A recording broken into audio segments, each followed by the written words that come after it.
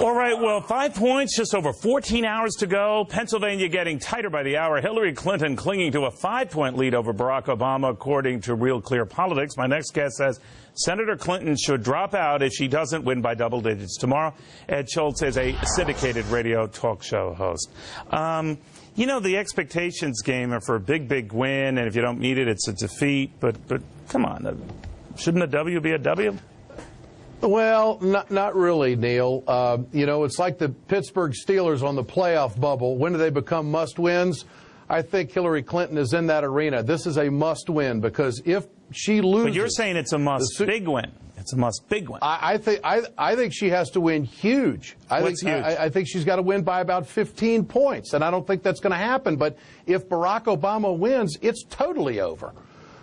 All right, so if he wins, it's totally over. But you seem to be implying that if she wins just by a few percentage points, it might be over as well. I think so. I think superdelegates, you look at the numbers, 81-5 over the last 60 days. The superdelegates have gone to Barack Obama. If it's close or if he wins, I think that those superdelegate calls now become between one another, not just between the campaign and the superdelegates. And the money issue comes into play right now. You know, Pennsylvania's got 300,000 new people. Are they all Hillary Clinton people? I find that hard to believe. If you check it out, but you know what's interesting? People who are signing up are from Philadelphia and Pittsburgh. I got you. It's a very good point, Ed. But what's interesting, even with that phenomenon and these new voters coming in, the polls are all we got. So you're right; they're all over the map. Yeah. So I don't necessarily rely on them. But again, if that phenomenon was as dramatic as we're told, and it must be dramatic. You'd see it reflected in the polls more, right? And they still seem to show Hillary Clinton has, I'd consider 5 points a decent lead.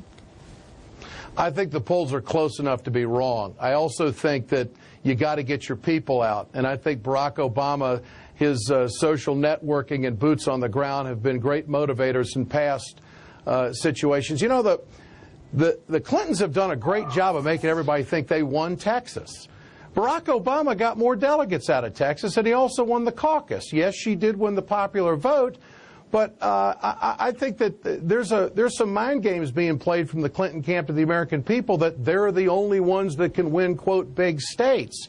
I'll tell you, this whole process, Neil, has been demeaning to the Democratic Party, in my opinion. Well, do you think then if the longer it goes on, Ed, I mean, the more it hurts the Democratic Party? Are you in that camp? Absolutely, because of the nature of the debate. We're talking about the Bible. We're talking about guns. We're talking about bowling and drinking beer. Come on.